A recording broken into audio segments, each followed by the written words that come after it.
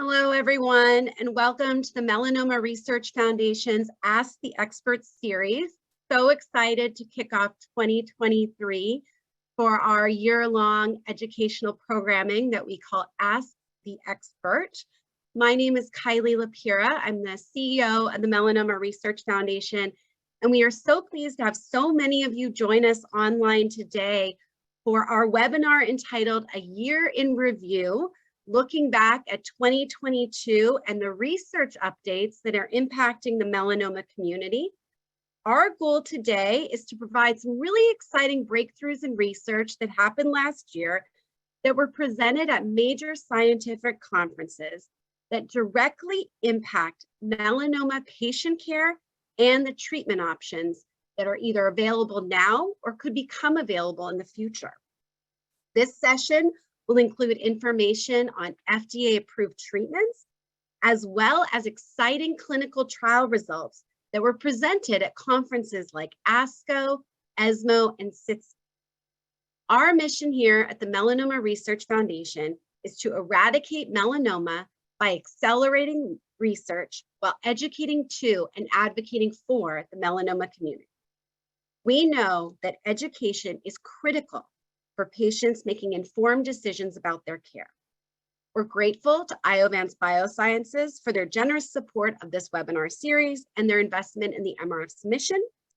Their mission is to be a global leader in innovating, developing, and delivering tumor-infiltrating lymphocyte therapy for people with cancer. A brief medical disclaimer before we get started. We encourage you all to use the Q&A box to ask questions throughout the session. We'll be directing them to our experts at the end of the presentation.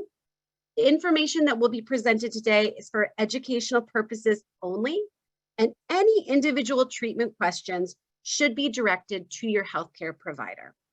We encourage everyone to visit melanoma.org to learn more about the resources that we have available for patients and caregivers.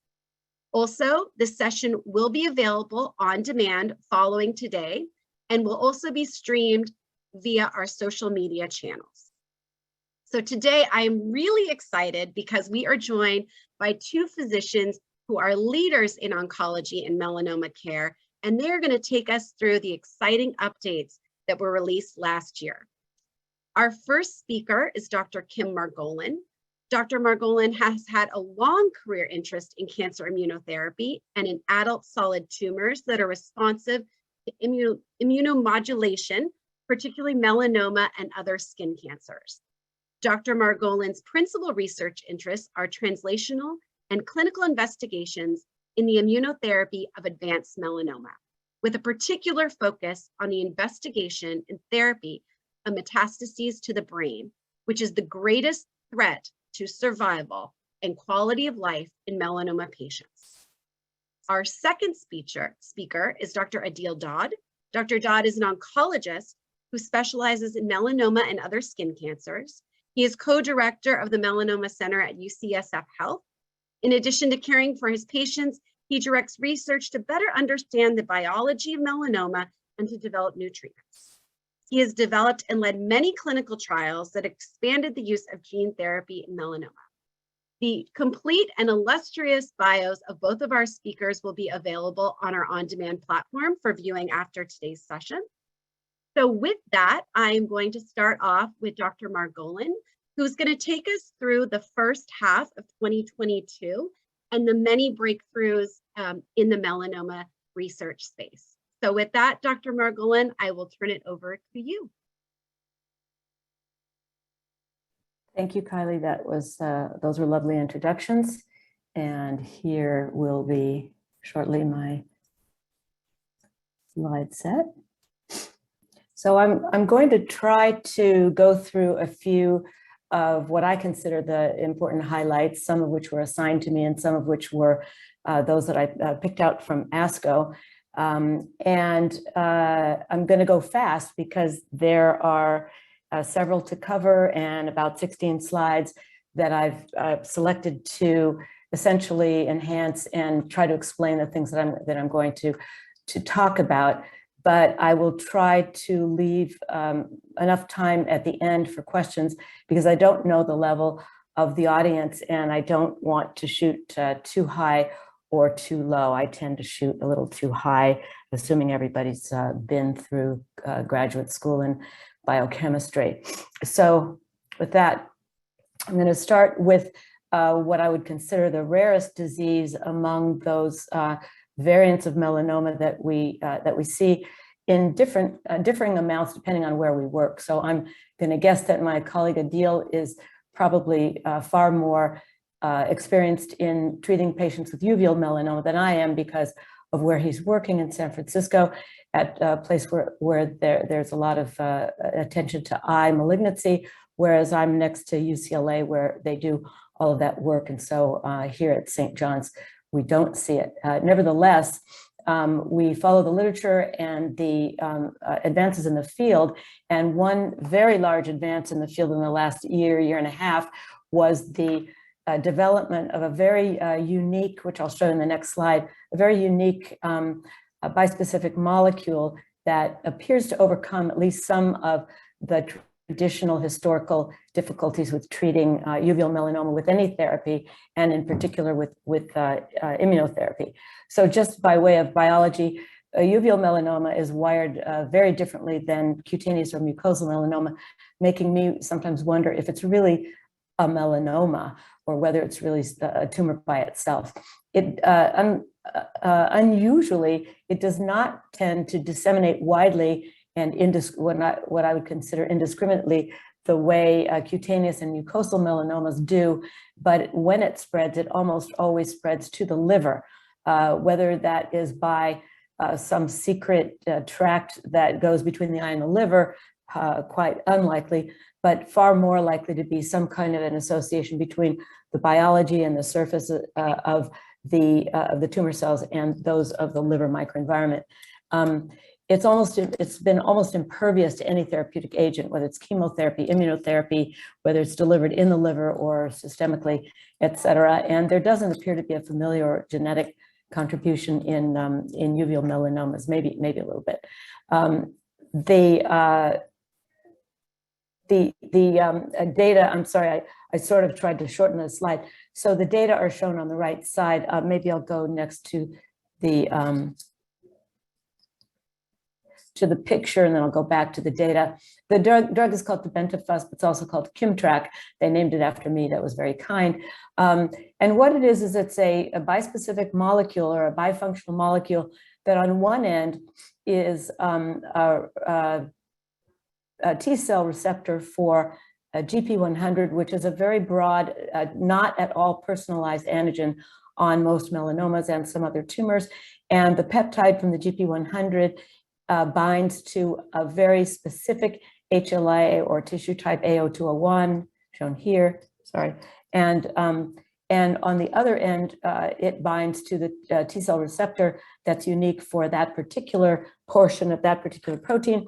And then on the other end of this bispecific drug, which is shown here in blue and gray, is the CD3, is an antibody against the CD3 receptor or co-receptor on T cells, which sits right next to the T cell receptor and mediates the first steps of T cell receptor activation. So an antibody against CD3, those antibodies have been around for a long time, and they're activating antibodies. They're not blocking antibodies. There used to be blocking antibodies used for graft rejection. I think they still might be around in some circumstances.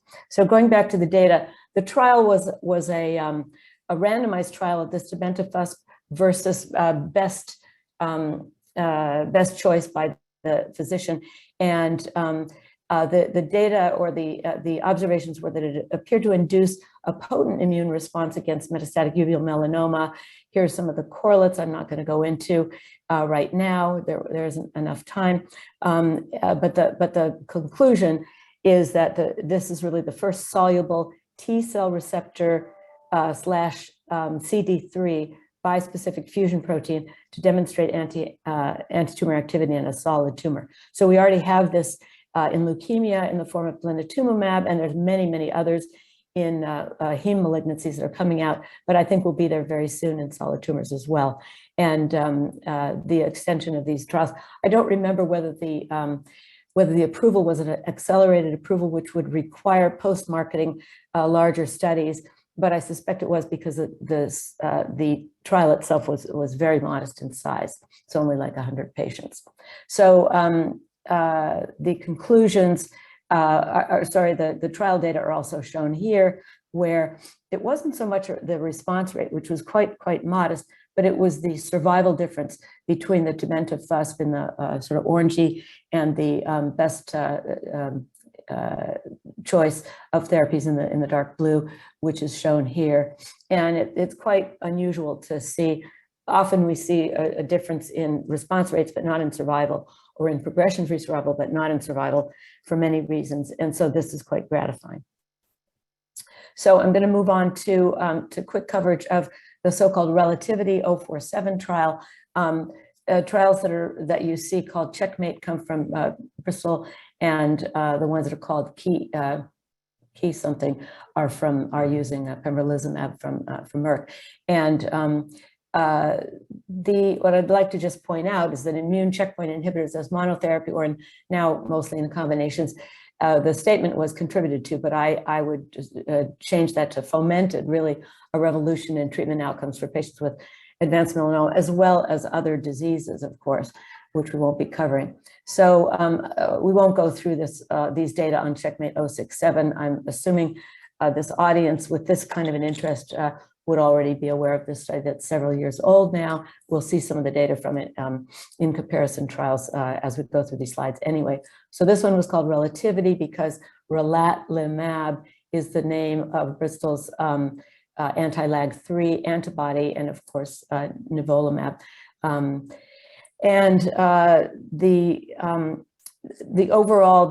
This combination has a very, very good therapeutic index. I don't think I put into the slide set, I wish I had, the very nice slide that April Salama from Duke used in her discussion of the first Relativity trial that showed the different therapeutic indices of Ipi and Nivo with the worst toxicity and the highest response rate, Pembro and Nivo with the lowest toxicity and slightly higher than ipilimumab response rate, ipilimumab itself having pretty bad toxicity and very low response. And then Opdualag, it comes close to Ipi and Nivo with respect to response rate and much lower in terms of toxicity.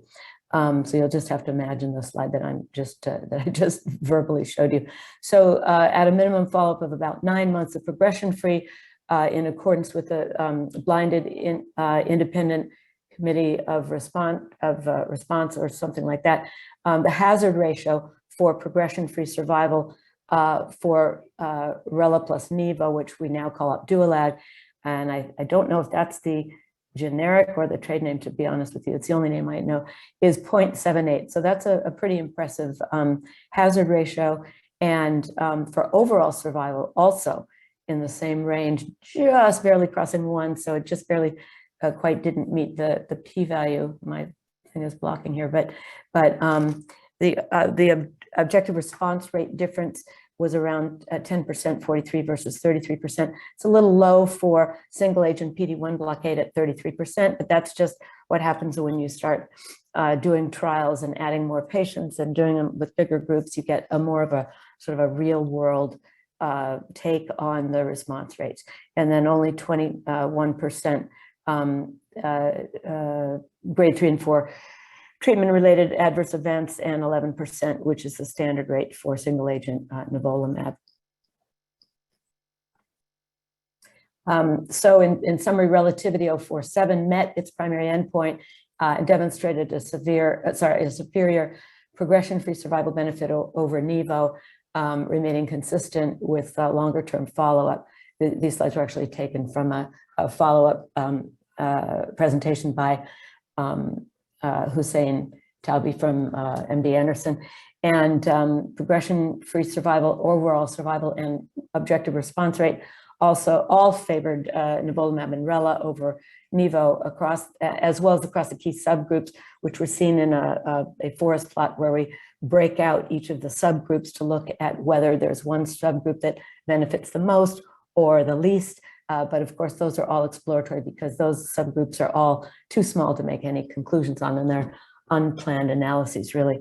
But it's important to know that regardless of BRAF mutation status, PD-L1 expression and LAG3 expression and other traditional prognostic factors, the superiority of the combination was held, and the safety profile is quite manageable and quite acceptable. So now we're going to move to DREAMseq. So adding more and more drugs to what we think about in the abstract or in the slide set.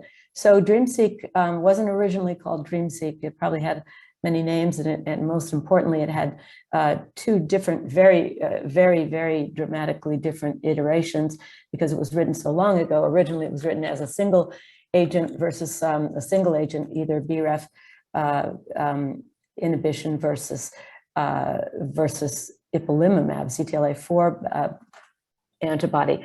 And then over time, it became clear that those were no longer the drugs that were going to be used. And it was nice that the chair of this very fine report or protocol, Mike Atkins, was able to secure support from drug companies and ultimately make it a very important and very timely study of ipilimumab plus nivolumab first line for patients with BRAF V600 mutant melanoma metastatic versus using MAP kinase inhibitors, in this case, dabrafenib and trametinib. So using one versus the other also meant that in the protocol was a built-in crossover from one modality to the other modality at the time of progression, if progression occurred.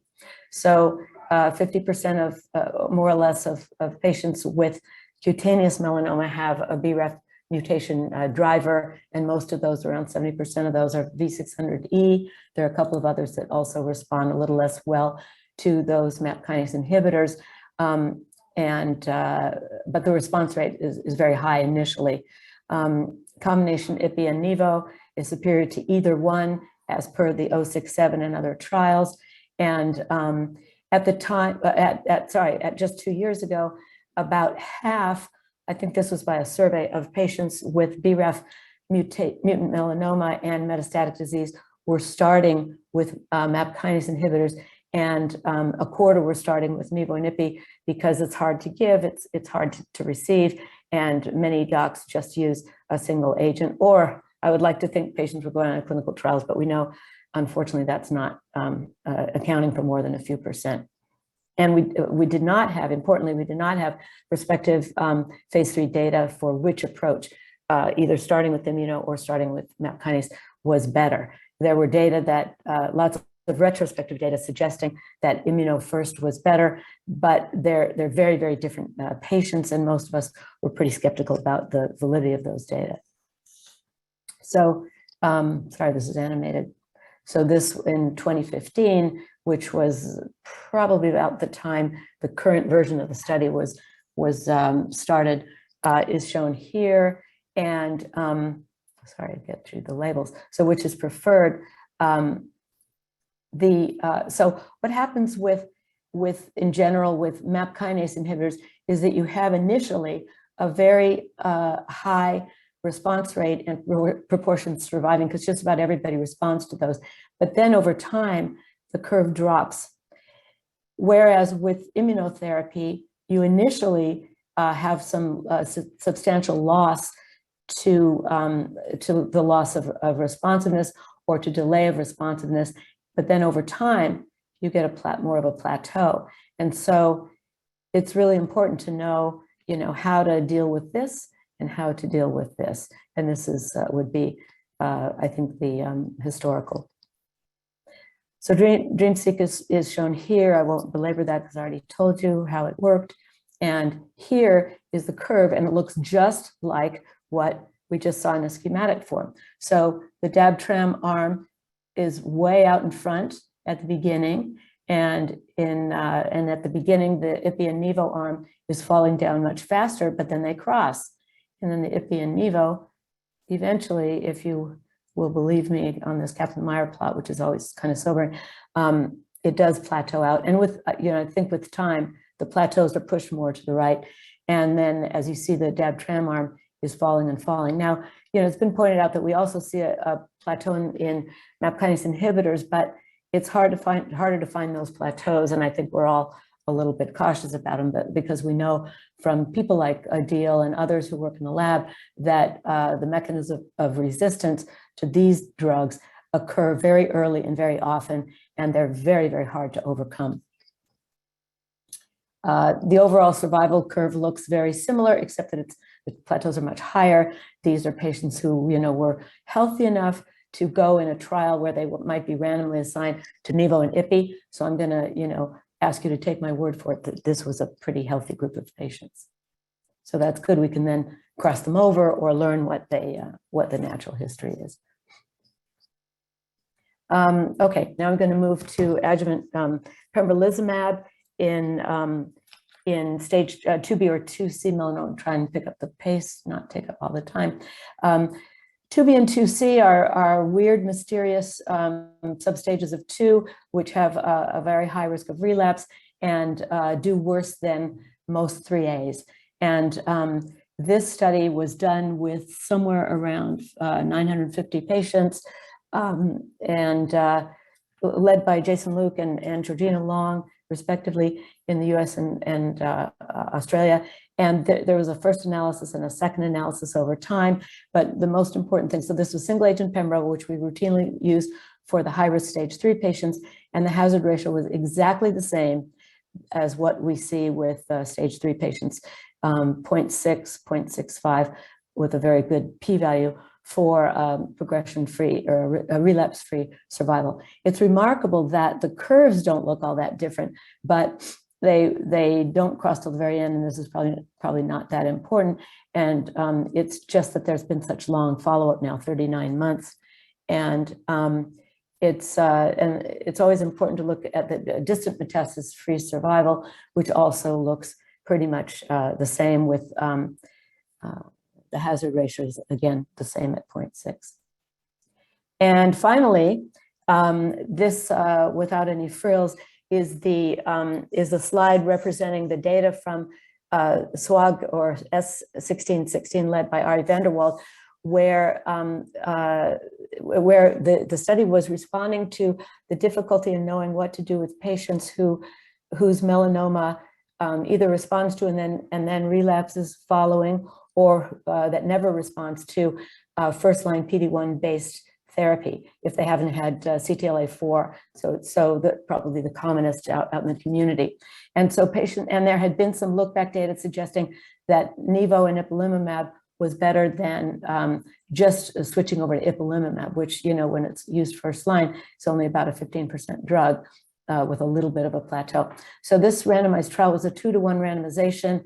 And there was it was a pretty small trial, again, only not even 100 patients, but it was a randomized phase 2, and it compared, well, I don't like to use the word compare in phase 2, but nivolumab and Ipi against single arm Ipi, and the response rate corroborated what had been seen in the non-randomized trials, which is about a twice higher, this is actually a progression-free survival, but the response rates were around 30% with the doublet and about 15% with ipilimumab.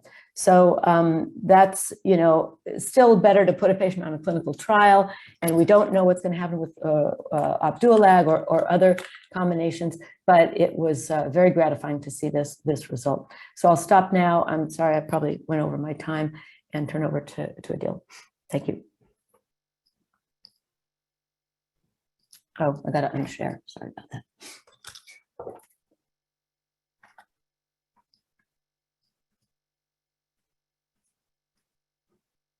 I could start.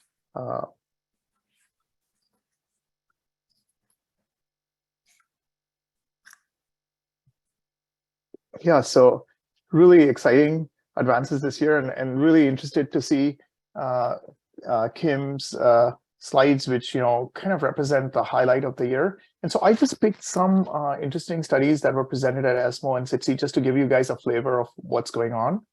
And so here are my disclosures. And so one of the interesting studies that our European colleagues did was this study, the Immunet study that was led by Dirk Schadendorf. And basically what they did is, this is a study predominantly done in Germany. They took high-risk stage 4 patients, surgically resected, or surgically, the tumors were taken out, and then they were randomized to either of these 3 regimens.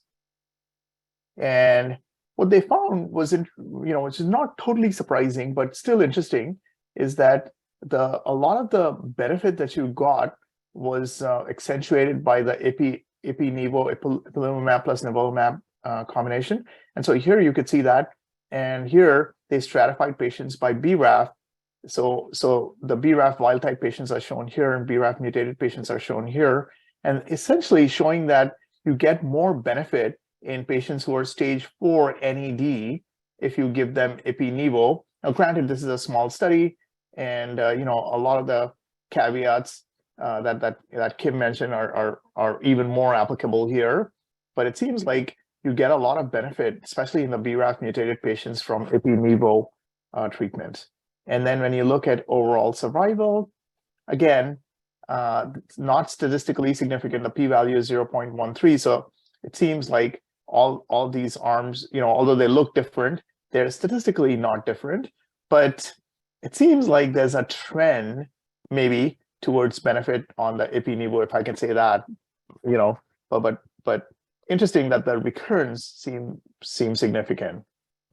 And then another study that was presented by Georgina Long, also at ESMO, was looking at this thing called ctDNA. It's this new blood test that is in the US. There's a company called Natera that is developing it, and you can actually order it in clinic right now. The results come back a month later, so it's maybe not as useful in a given person as it is in a clinical trial. But basically, what happened with this patient in this trial is that this was like a nivolumab or nivolumab plus ipilimumab study in the adjuvant setting. So meaning like post-surgical cure treatment, that type of setting.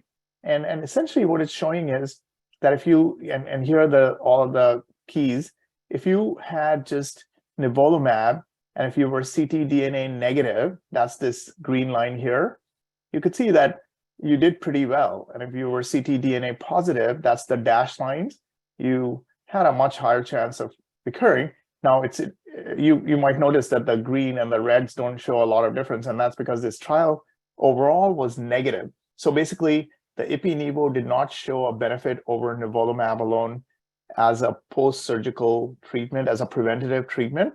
But the ctDNA positives did a lot worse than the ctDNA negatives. And you could see that major difference, like the 70% versus 90% difference. And you could see that is true for distant recurrence as well.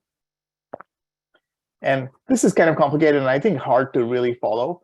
But basically, I think their point is that if you were negative for ctDNA, and if you had a high tumor mutation burden and high interferon gamma profile, you did better than some of the other arms. And I think interferon gamma profile and tumor mutation burden are different tools looking at tumors, just helping us to try to figure out how immunogenic those are. So not totally surprising that the more immunogenic a tumor, negative ctDNA does better than a poorly immunogenic tumor that is positive for ctDNA.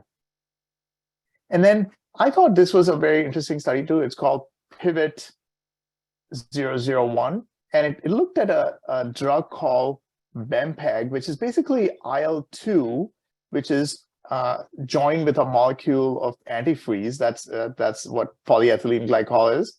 And it basically increases the half-life of IL-2, which, many of us, Kim has done a lot of, has done a lot of IL-2 and so have I too.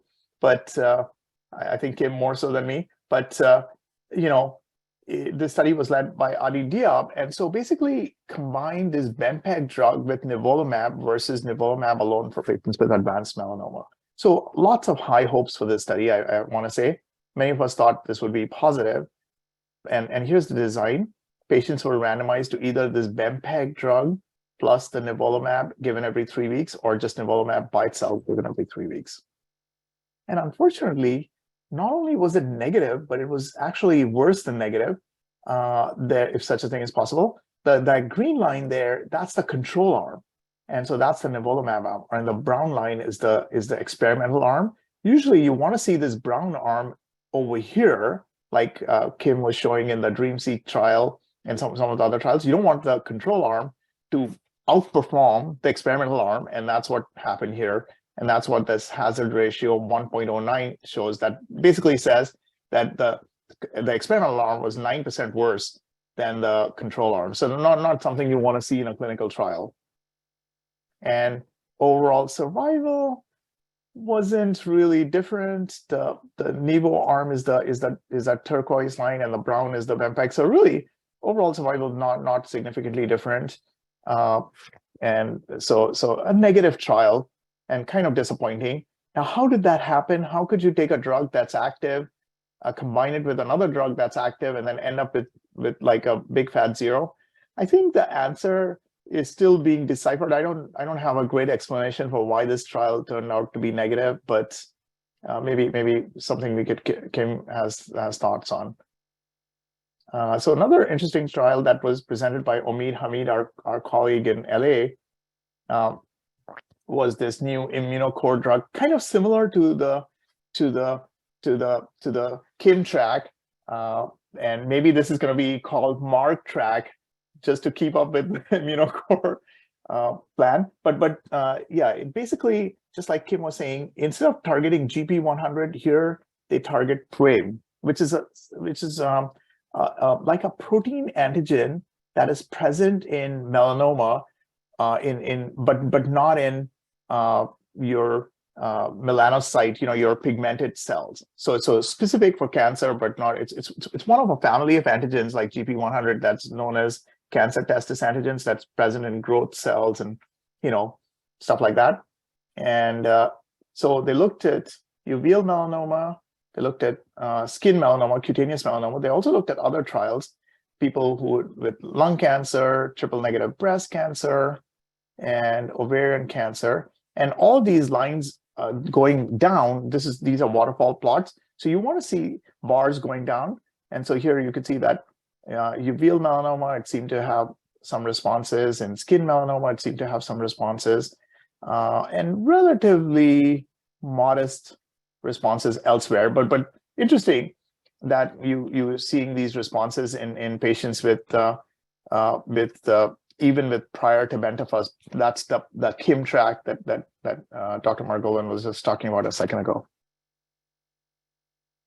And here's some of the responses. So this is a patient with ovarian cancer, and you can see on a CAT scan, this patient has some tumors on a chest wall. They look like they shrunk.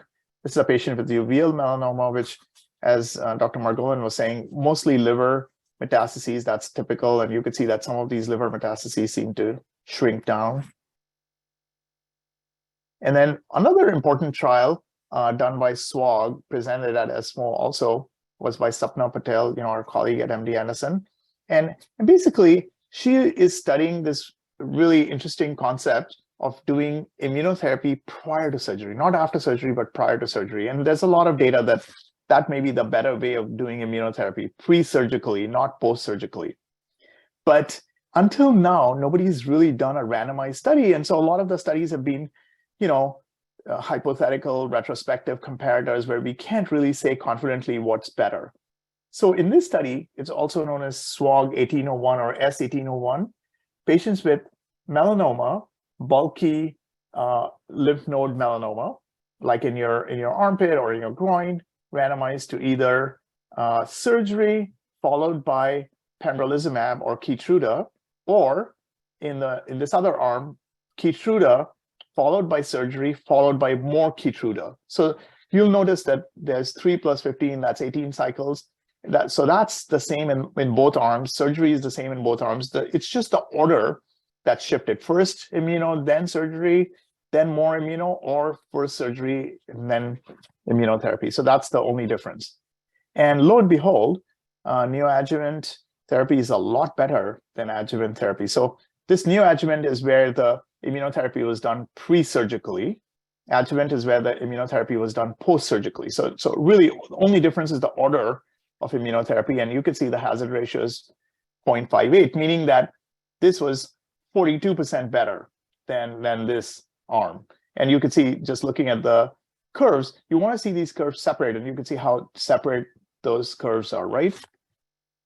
And then overall survival was also looking like it was different, although you'll notice that the p-value is 0.18, which meaning that at this point they're not statistically significantly different, but it's only been 18 months. So probably as time goes on, we'll have to see if this eventually turns positive or not. But this difference is dramatic, much more dramatic than many people thought it would be. And then another study that very interesting was treatment with tumor infiltrating lymphocytes. And basically, this is a complicated type of procedure that's done on patients with melanoma. And basically, here's how it works. You basically take one of these tumors out, take one of your melanoma tumors out, put it in a Petri dish, and then add IL-2, the same thing that the BEMPEG is made of. And you basically digest these, grow them up in a kind of like in a tissue culture hood, and then expand those TILs, and then treat patients with a regimen known as Cy/Flu, which is like a lymphodepleting kind of regimen. And then you put it back into the patient, and lo and behold, that should have the effect. And so here, again, this is a European study. What they did is they compared TIL, that's the red line, to ipilimumab, which is the blue line. And this is progression-free survival. So again, showing a pretty marked advantage over ipilimumab alone. And you could see that the progression-free survival looks like it is 7 months with the TIL versus 3 months with ipilimumab. So quite almost a doubling or more than a doubling of progression-free survival. Overall survival, not as impressive. Hazard ratio still is 0.83, meaning it's like about 17% better, but the p-value is 0.39, so not statistically significant. And if you look at the numbers, it's about 26 months versus 19 months. So that difference isn't as great. And I guess one of the criticisms of this trial is that the ipilimumab comparator arm may not be something that we use in the US. The US, it's more common to use nivolumab plus ipilimumab. And as Dr. Margolin was just showing a second ago, SWOG trial shows that there is a significant benefit to using ipilimumab plus nivolumab. So maybe if you use that, you wouldn't see such a marked benefit. But still, I think this is a remarkable result, because until this point, nobody had done a randomized trial with TILs. And so there's a lot of questions about how effective TILs are and whether they really work. And I think this answers the question of to some extent. But I think we still need more trials with TILs, just to see, what kind of patient population we should use them in. Because as you can imagine, this is very different than just taking a drug off the shelf and giving it to a person. It often takes months to prepare TILs and surgeries and preparation, and has a lot of side effects. And so not the most easy thing to use. And then last, and I'll end in a second, but is this neoantigen-based cancer vaccine. So, both Dr. Margolin and I, our background is into trying to develop cancer vaccines, many, many years, lots of disappointments, lots of wrong turns. I think one line of thinking is that maybe the wrong turns with cancer vaccine is that, you're using off-the-shelf tumors, and maybe you should customize them. Maybe you should get a vaccine that reflects a person's tumor in their bodies. And so that's the theory behind the personalized neoantigen-based vaccine. So the idea is that you sequence the tumor, figure out what is specifically wrong with that tumor, and then maybe code that into either a bacteria or a virus or DNA or some RNA in the case of the mRNA vaccine. And then you give that back to the patient once you've taken their tumor out, and then maybe you'll get these what are known as resident memory T cells, that's the holy grail to have these effector memory or resident memory T cells, which can react to a new tumor trying to grow out. And so here's the trial that Moderna and Merck did. It's called mRNA 4157. And so basically they took patients with stage 3 or stage 4 melanoma. And then Jeff Weber, who's a colleague of ours at NYU, led this study. And basically they randomized patients to either give them just pembrolizumab or pembrolizumab plus the mRNA vaccine. And then those patients were monitored for survival and recurrence and things like that. And what we know so far from what's been publicly disclosed is that the hazard ratio was 0.56, meaning there was a 44% improvement in the vaccine patients compared to the pembrolizumab patients, which would be tremendous if it turns out to be the case based on more trials. I think there's a lot of caveats with this type of trial, which is basically that stage 3 and 4 is a tremendously diverse population. And so you have patients with a chance of recurrence of maybe 10%, and then some folks who have a 70% chance of recurrence. And when you combine all of those and randomize them, you could easily have an imbalance in one of the arms. And it's possible that you have more high-risk patients in the pembrolizumab arm and less high-risk patients in the mRNA. I think it's possible, it's very possible that there's an imbalance in this trial, and that's why you're seeing this positive result. Or it could be that the neoantigen really works. I feel like we don't know yet. And it would be a tremendous breakthrough if this was, this would be positive, because,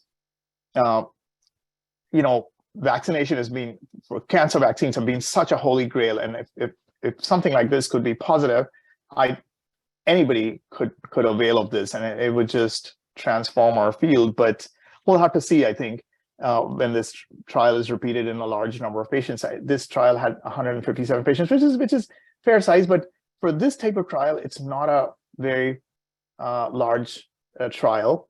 And so with that, I'm going to end and maybe take some questions. Thank you so much, Dr. Margolin, Dr. Dodd. Really great overview of what happened last year, the 2 FDA approvals, as well as the clinical trial data that's really going to impact sort of what this year holds for patients and their families. We had a lot of great engagement on the Q&A, and I'm going to take some questions off here first before I ask you a few questions. But one question is from a mucosal melanoma survivor, and the MRF actually just hosted a scientific mucosal melanoma hybrid patient meeting, which was fantastic. This particular individual is very interested in anything that's related to mucosal melanoma treatment. You talked about TIL at the end, Dr. Dodd. So maybe Dr. Margolin, we could start with you. The things that you chatted about early in your presentation, what is relevant for a mucosal melanoma patient? Oh, you're still on mute. What? Read my lips. Very tough question. I would say that unlike uveal melanoma, mucosal melanoma is still a melanoma. We recognize that there are melanocytes in the mucosa of the entire GI tract and genital tracts.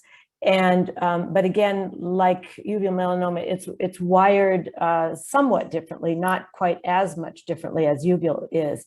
And those melanomas, they present in a more advanced fashion, often than skin melanomas, because you don't see those where the sun doesn't shine, as they say, which also comes to as well, the molecular pathogenesis is different than the sun-induced DNA damage.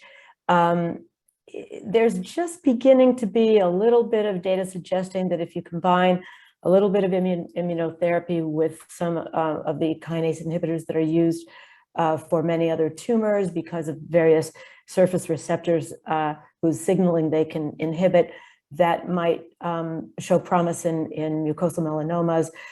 Dr. Dowd is a much more of an expert in all of those areas that talk about the molecular biology of melanoma than I will ever hope to be. So Adil, you can feel totally free to pipe in here, because I think that's all I'm going to really say. Yeah, I mean, I think just to pick up on what Kim was just saying, I saw 2 patients yesterday, and I think they're challenging. Like one patient, the question arose whether we should do immunotherapy or surgery, and he's having rapidly more symptoms, and so not totally clear how much time you have to wait. And the problem with immunotherapy is, as we all know, is that it takes a few months really to tell whether it's going to work or not. And then let's just say it doesn't work, which is very frequent with mucosal melanoma. Then have you lost that window? Right now it's going to be a difficult surgery, but it could be an even more difficult surgery, or maybe not even be an option. And I think, like Kim was saying, I think kinase inhibitors, they're not as immunogenic for whatever reason. They don't have the mutations, they don't have the neoantigens like we were talking about, and I feel like in the relativity trial there was some hint that they might work. The LAG-3 drug might work for mucosals, but I can't say if that is a true fact, or if it's just a glimmer. Just what happens with these trials is that when you slice and dice them a million different ways, some of the pieces look bigger than they really are, and then you can end up thinking, oh yeah, this really works in mucosal. But I guess I'm probably more cautious. I just think we need more trials to see whether the mucosals really respond better to LAG-3 than to, or whether it's just an artifact of the way that you've done a million analysis which weren't powered. Yeah, challenging, I'll say. Think about TIL. There was sort of a follow-up question about TIL in mucosal melanoma. I think it's a reasonable thing to do, but I think the problems with TIL, which Kim knows better than me, is that it's like a very challenging kind of course of treatment, because you've got to have a tumor that you could take out and grow TILs from. That takes a month, and then you've got to do the preparative regimen, which takes some time. It's intensive. Not everybody is going to be able to do that. Then you have to do IL-2 at the end, and it's a one-shot thing. So if it works, it's great, but I think TIL might be the place where TIL eventually finds a home, is in mucosal melanoma. It's just because it's you're doing the cytoreductive, you're doing so much stuff that it might be effective there. Another question. Sorry, do you mind if I just make a quick comment? Sure. Oh, yeah, sure. Because it's something I just thought of for the first time. Speaking of being a one-shot thing, this concept of the TILs, it's not the same as an allogeneic transplant for leukemia. I wonder if we should be paying more attention to what happens afterwards and continuing some kind of a treatment for a while, at least for some patients. I mean, we also know that IPI only needs to be given 4 times. After that, it doesn't do anything anymore. But you give 6 shots of IL-2, which is hard, and maybe there's something better afterwards that we should give for a year to patients with TIL. Anyway, that's all I wanted to say. Thank you, Dr. Margolin. Another question that we had from the audience, this is from Christy in Denver, Colorado.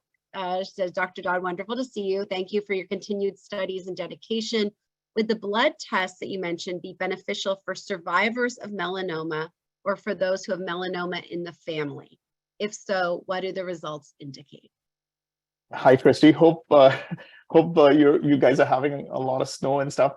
But yeah, I think that's the advantage of that ctDNA test, that you could, I think it could be a substitute or maybe a supplement to, to doing scans. And the scans can help you, but there are some situations where sometimes it's hard to interpret. So I think the ctDNA, I see that not just in melanoma, but in breast cancer and many other areas, it seems like it's of great it's increasing in its usefulness. Now, there's a couple of catches to the ctDNA thing. You do need to have enough tumor available in the first place that you can identify the mutations, because what they're doing is they're really looking for that mutation. So like, for example, if you have a BRAF mutation, they're looking for BRAF mutations in your blood, just so that they can tell it apart from all the other cells. And it does take 4 weeks for the results, which in the US, we don't like to wait for tests. And so in Europe, they're much more patient, and they're like, yeah, fine, it'll be 4 weeks, it'll be fine. Here, we'd like to get the answer like tomorrow if possible. So that's the one disadvantage of CT. But yes, I think it could be a pretty useful thing to monitor for recurrence. There are some people who are doing research on that with respect to the family risk question as well, but that's very, very preliminary. Let's go to the next question. This is from David. Any learnings on DNA or other testing to predict effectiveness of treatments? So any sort of some diagnostic testing, anything of that nature? I mean, a couple of things, if I could just jump in. I think Dr. Margolin might have something more interesting to say than me, but the biggest thing we can learn is that the more mutations, the better. And it's kind of different from what we thought 10 years ago, or what I thought 10 years ago. Back in those days, the thinking was that the more mutations, you might be dealing with a more hardcore kind of tumor. Now the data seems to suggest that the more breaks, the better. And that's why the sun-exposed melanomas seem to do better than the mucosal and the uveal melanomas, because they just have a lot more DNA mutations. And so on a microscopic level, your T cells are able to recognize these tumors better, just able to mount an effective immune response in the nail bed melanomas, acral melanomas, in the mucosal melanomas, and especially in the uveal melanomas. You don't have as many breaks. And so on a microscopic level, your tumor doesn't look all that different from normal tissue. And so that's why we think that your immune system is not able to mount an effective response. So when you see terms like mutation burden 50, that's better than a mutation burden of 2 or 1, because it just means your T cells are better able to function. Like, let's just say you're trying to pick up a suspect for a burglary, right? If that person also wears terrible clothes and is totally disheveled, that's going to be easy to pick them out, right? If they look like everybody else, that you're going to have a hard time recognizing that person. And so that's somewhat the thing with the mutation burden and T cells. They're just able to pick out these very mutant tumors easier. Anything you want to add to that, Dr. Margolin? No, but now I know how you can pick out a criminal by the bad clothes. Okay, that's a terrible example. In San Francisco,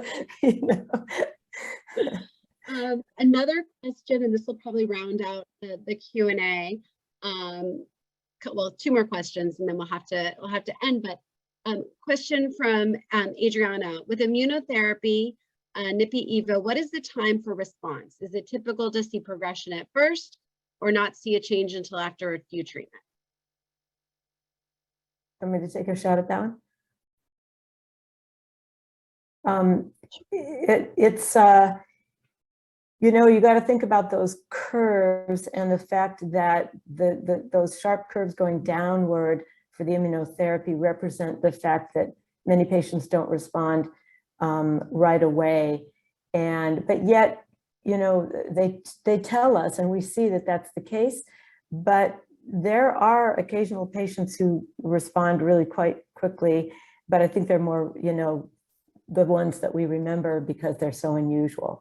It's most likely that things are just going to stay the way they were for a while before they shrink.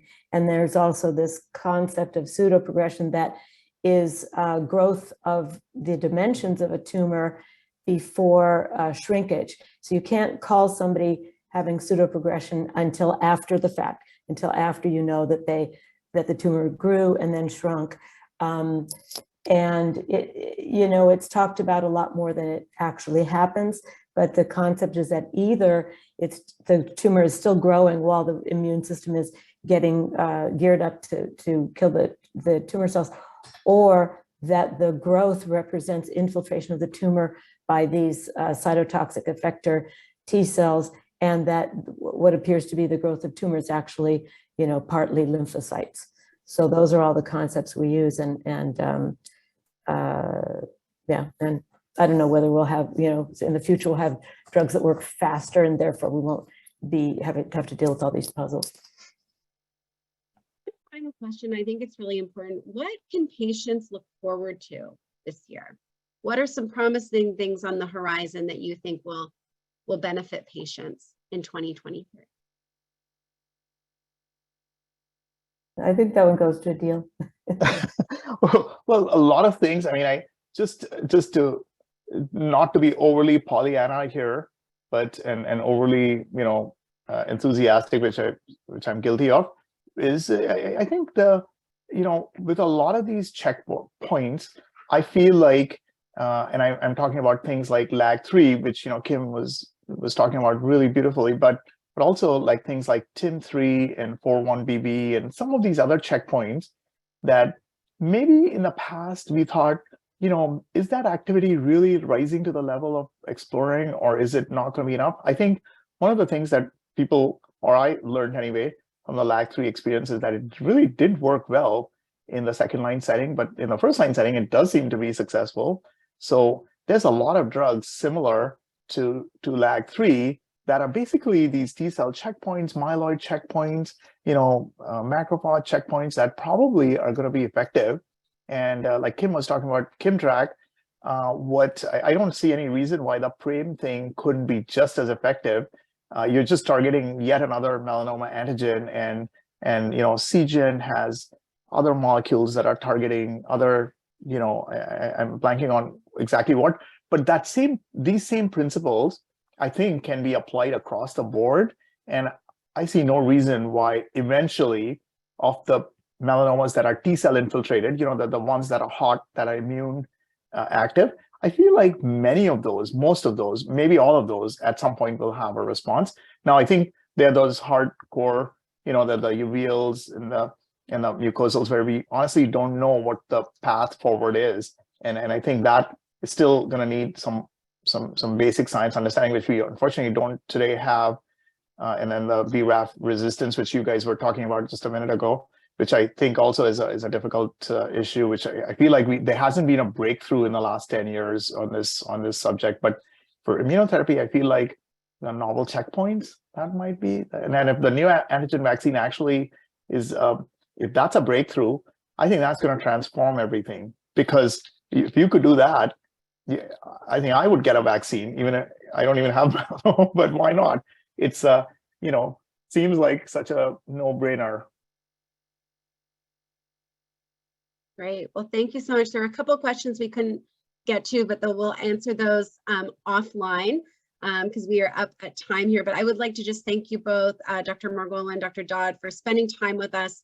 Thank you for all you do for patients and their families. We are so grateful for your time today. And I really want to thank the patients that joined us and really asked some great questions and are very interested in the science, and really just, again, applaud them for joining us as well. So again, a big thank you to Iovance for supporting this series. This program will be available on demand. We will also be sharing it via social media, and you can always learn more by visiting melanoma.org for any of our resources and a list of our upcoming webinars. So with that, thank you so much, and we'll see you all again soon.